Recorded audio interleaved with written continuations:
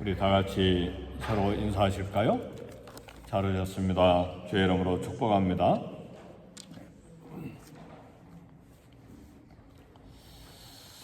하나님께서 일반적으로 우리에게 양심을 주셔서 세상 사람들이나 우리 크리스천들이나 한쪽에 착한 마음이 있어요.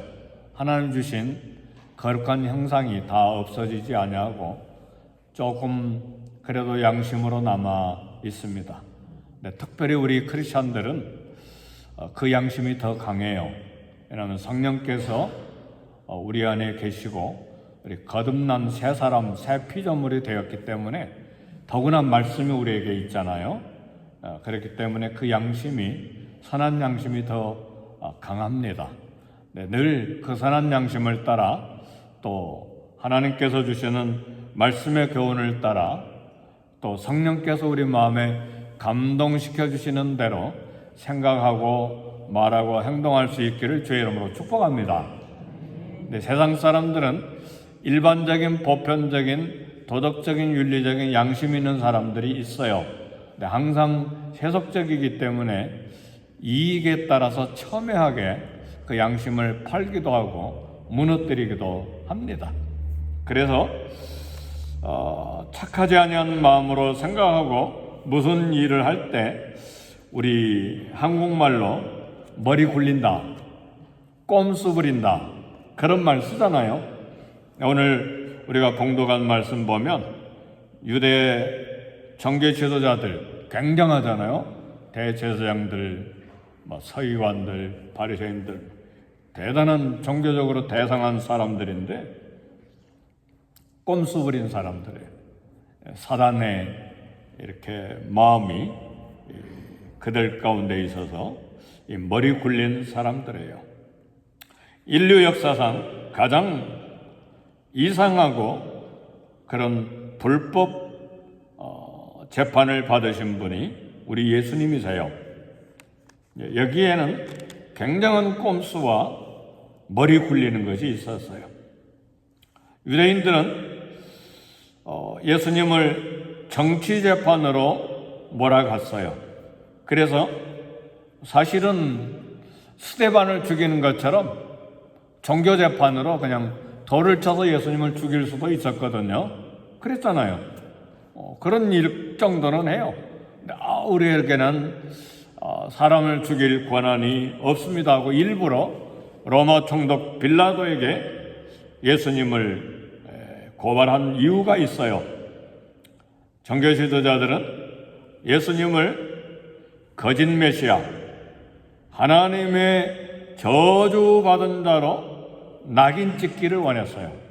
왜냐하면 신명기 21장 23절에 보면 나무에 달린 자마다 하나님의 저주를 받은 자니라 그 말씀을 따라서 돌로 쳐서 죽이면 유명한 순교자가 되잖아요. 메시아를 죽였다. 그런데 로마 법정에서 아예 정치적으로 판결을 내려서 십자가에 매달린 사형을 받으면 율법이 봐라, 나무에 달린 자마다 저주받은 자다. 메시아가 아니야. 거짓 선지자야. 완전히 낙인 찍히려고 하는, 뭐라고 그랬어요? 한국말로 꼼수 부리고 머리를 굴린단 말이죠. 비상한, 얼마나 천재들이에요. 괜히 대사장 되고 서기관 되는 게 아닙니다. 어마어마한 지식과 지혜 그리고 그런 사람들인데, 그러나 사랑하는 성도 여러분, 오늘 요한복음 18장 36절에 우리 주님이 대답하십니다. 내 나라는 이 땅의 것이 아니다. 정치적인 재판을 받아야 될 이유가 아니다. 종교적으로 재판을 받아도 전혀 불법한 일이 없어요. 우리 주님은 우리말로 표현하면 이거예요. 총독 빌라도여, 내 나라는 군사적인, 정치적인, 경제적인 정치 권력이 아니다. 내 나라, 하나님 나라는 진리로 세워지는 나라다. 우리 주님이 답변하신 내용입니다. 네, 놀랍게도 우리 하나님께서는 유대 종교 지도자들의 그런 괴익 술수와 사단의 집요한 유대인들과 종교인들과 군중들과 로마 총독 빌라도까지 가룟 유다까지 다 동원해서 사단이 그런 예수님을 십자가에 못 박는 데까지 가게 함으로써 성공한 것처럼 보였지만 놀랍게도 우리 하나님께서는 이 불법 재판을 통해서 예수님의 십자가의 죽음을 하나님의 사랑과 하나님의 공의를 드러내심으로 오늘 직접적으로 저와 여러분과 인류를 구원하시는 속죄 제사를 드리시고 승리의 죽음이 되게 하셔서 오늘 저와 여러분들이 죄 용서함을 받고 하나님의 거룩한 자녀가 되는 놀라운 축복이 되게 하셨습니다. 할렐루야.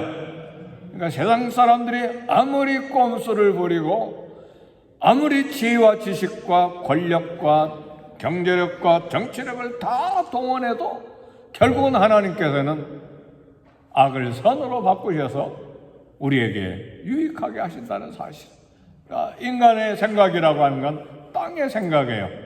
하나님은 하늘에 계시고 인간은 땅에 있어요. 그래서 온 천하는 성전에 하나님이 계심으로 잠잠할지어다. 시편 기자가 노래한 것이잖아요. 그래서요, 서론에 말씀드린 것처럼 하나님께서 우리에게 주신 양심과 성령의 감동과 또 하나님 말씀이 있기 때문에 어느 정도 새 피조물로서의 하나님 말씀을 따르고자 하는 마음이 있잖아요. 갈등이 있지만 그걸 따르세요. 그걸 잡으세요. 아멘, 할렐루야. 그렇지 않고 세상적인 방법으로 내 첨예한 이익을 따라서 말하고 결정하고 행동하면 반드시 하나님 앞에 무너져요. 사랑하는 성도 여러분, 근데 오늘 새벽에 감사한 것 또 하나는 하나님, 우리 예수님께서 이 재판 과정을 통해서 하나님의 나라에 대한 진리를 계시하셨다는 사실이에요. 나라에는 두 종류가 있어요. 세상 나라가 있고 하나님의 나라가 있어요.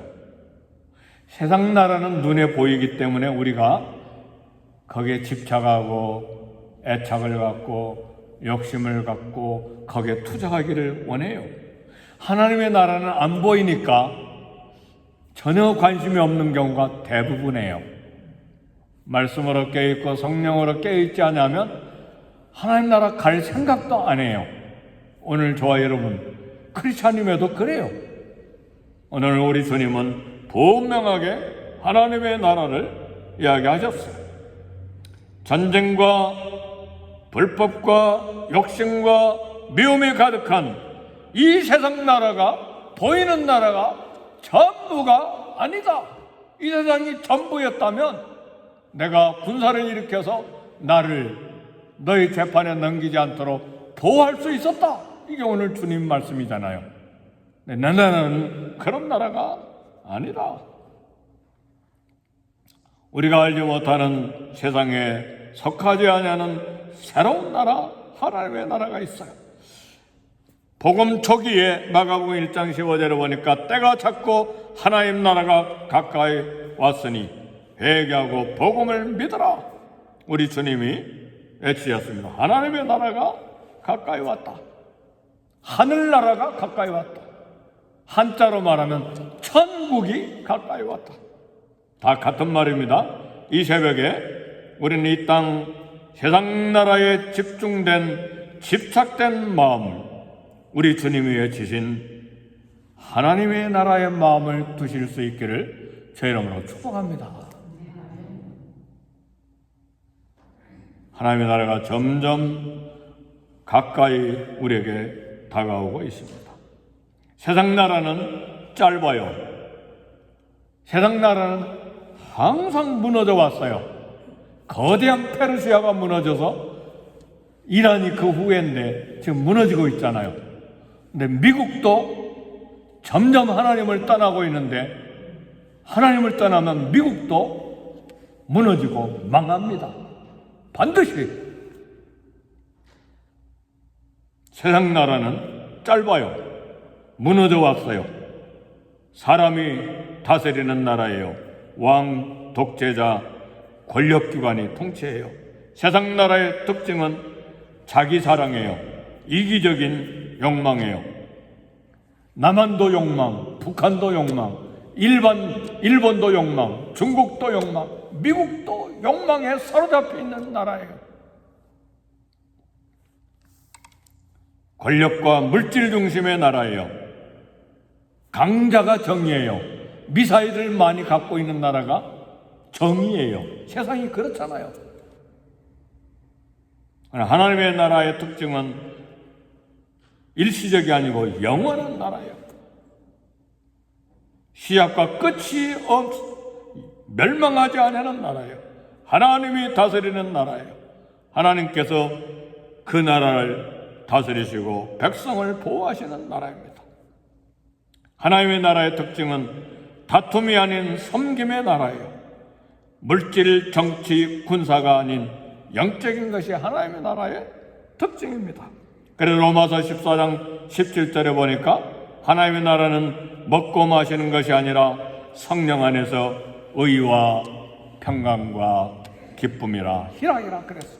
오늘 하나님의 나라의 의와 평강과 기쁨이 저와 여러분에게 가신 것을 믿으시기를 제 이름으로 축복합니다. 그리고 이 의와 평강과 기쁨을 누릴 권리, 특권이 저와 여러분에게 있어요. 두려운 마음이 있습니까? 하나님께서 우리에게 주시는 마음은 두려워함의 마음이 아니라 사랑과 능력과 근신의 마음이라고 그랬어요. 우리가 누릴 특권이에요.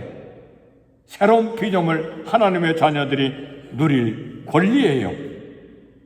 두려움, 의심, 욕심, 미움, 거기에 사로잡혀서 이 땅의 세상만 바라보고 살아야 될 이유가 하나도 없어요. 천국 하나님의 나라는 이미 시작이 되었고 예수님의 재림으로 완성됩니다. 마태복음 12장 28절에 보니까 내가 하나님의 성령을 힘입어 귀신을 쫓아내는 것이면 하나님의 나라가 이미 너에게 임하였느니라. 아멘, 할렐루야. 굉장히 어려운 말씀이에요. 하나님 나라 보이지도 않은데 이미 우리에게 하나님의 나라가 임했다니요. 똑같은 말씀이에요. 구원을 받으신 걸 믿습니까? 진실로 진실로 너에게 이르노니 믿는 자는 영생을 얻었나니 영생이 이미 저와 여러분의 것인 걸 믿습니까? 근데 구원의 완성은 안 해요. 예수님 재림하실 때 구원이 완성이 돼요. 그리고 영생을 지금도 영생은 우리가 가지고 있지만 그때 영생이 무엇인지 영원히 소유할 뿐만 아니라 영생에 대한 놀라운 은혜와 놀라운 축복을 맛볼 거예요. 신학적으로 굉장히 어려운 단어예요. 개념이고 그걸 이 짧은 새벽 시간에 우리가 다 이야기할 필요는 없지만 이미 하나님의 나라는 시작이 됐어요. 그리고 아직 완성은 되지 않았어요. 그 중간에 우리가 텐션을 가지고 살아요. 긴장 중에 살아요. 그럼에도 불구하고 이 땅에서 성실과 정직으로 살되 우리가 돌아갈 본향을 위한 삶을 간절히 사모하는 마음을 이 새벽에 갖기를 주의 이름으로 축복합니다. 예수님의 십자가 눈물로 감동으로 감사하고 그 십자가의 은혜를 붙잡고 살아야 되지만 동시에 하나님의 나라의 위대한 축복이 저와 여러분에게요. 왜요? 우린 시민권을 가지고 있으니까. 미국 시민권만 가지고 있는 것이 아니라 영원한 하나님의 나라의 시민권을 가지고 있어요. 어제 방송 들어보니까 미국 시민권 가지고 있어도 잘못된 거 있으면 한 달에 100명씩 쫓아낸다네요. 지금 이 땅의 시민권은 아무것도 안 해요. 영원한 다시 취소되지 않는 이레지스터블 그레이스예요. 영원한 은혜, 불강력적인 은혜의 시민권이 저와 여러분들에게 있어요. 오늘 이 말씀으로 도전하고 그리고 말씀을 마칩니다. 수구초심이라고 하는 단어가 있어요. 처음 들어보신 분도 있을 거예요. 근데 국어 공부 좀 하신 분들은 기억할 거예요. 수구초심은 여우가 죽을 때 자신이 살던 굴을 향해서 머리를 향하고 죽는데요. 고향을 그리워하는 것이죠. 연어 회귀 본능도 있어요. 민물에서 태어나서 3, 4년간 바다에 살다가 산란기가 되면 2만 킬로미터가 넘는 바다를 헤엄쳐서 태어난 하천에 와서 알을 낳고 죽어요. 그 맛있는 연어가.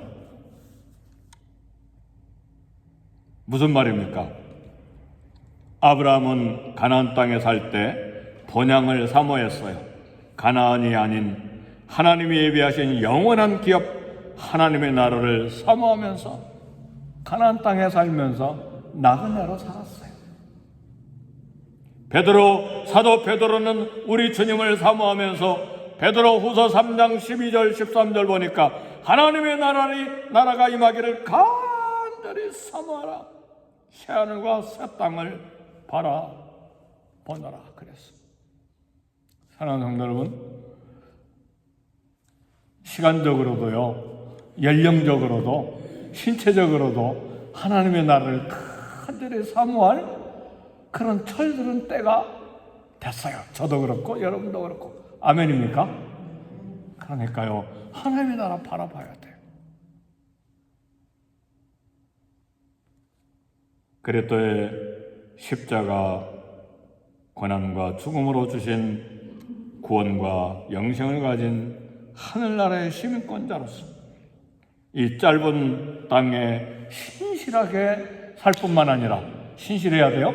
남편과 아내에게, 자녀에게, 부모에게, 우리 성도들에게 신실하게 살되, 그러나 그리스도의 빛으로 살 뿐만 아니라 동시에 주님이 완성해 주신 영원한 하나님의 나라. 내 나라는 이 땅의 정치적인, 군사적인, 경제적인 나라가 아니다. 유대인의 왕이지만 그러나 영원한 왕이다. 이 아침에 우리에게 주신 우리 주님 빌라도 법정에서 하신 진리의 말씀입니다. 우리 다 같이 기도하겠습니다. 말씀을 생각하면서 우리 함께 기도하겠습니다.